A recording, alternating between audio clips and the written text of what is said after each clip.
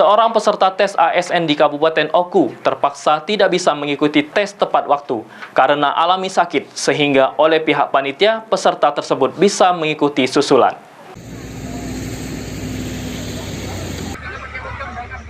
Hari ketiga pelaksanaan tes CAT SKD CPNS 2021 Kabupaten Oku tidak ditemukan peserta reaktif ataupun positif COVID-19. Hanya saja ada peserta berhalangan hadir karena sakit demam. Diungkapkan oleh Kepala BKP SDM Kabupaten Oku, Mirdaili, peserta berhalangan hadir tersebut masih bisa mengikuti tes susulan pada sesi akhir pada hari terakhir pelaksanaan. Pihak BKSDM Oku sendiri menyiagakan tim medis dan ambulan di lokasi tes untuk mengantisipasi hal tidak diinginkan seperti tahun sebelumnya ada peserta mengalami kecelakaan. Ini belum ada ya yang reaktif ataupun yang positif, apalagi hanya saja ada yang sakit ya.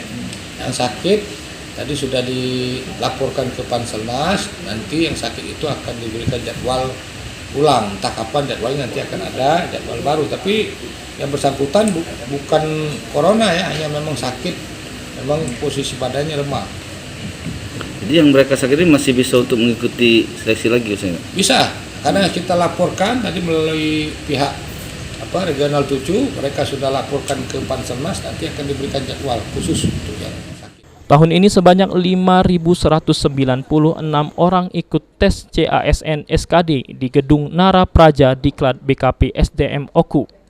Serta ada 189 orang P3K dan selebihnya mengikuti tes BKN daerah asal pelamar di luar Provinsi Sumatera Selatan. Lihat, belajar mempersiapkan diri, kali diri. Mudah-mudahan mereka bisa menjawab pertanyaan-pertanyaan soal-soal dengan baik, dan ini berpeluang untuk bisa diterima dalam seleksi ini. Dan ini juga memang menunjang sesuai dengan informasi yang diajukan oleh pemerintah daerah. SN umum ini 113 yang kita ajukan, dan pendaftarnya cukup banyak, dan tentu akan selektif sesuai dengan nilai. Semakin tinggi nilainya akan semakin besar peluangnya. Tes SKD diselenggarakan mulai tanggal 18 September sampai 1 Oktober. Sementara untuk tes pegawai pemerintah dengan perjanjian kerja atau P3K tahun 2021 dilaksanakan tanggal 2 Oktober mendatang. Ari Pranika, PAL TV.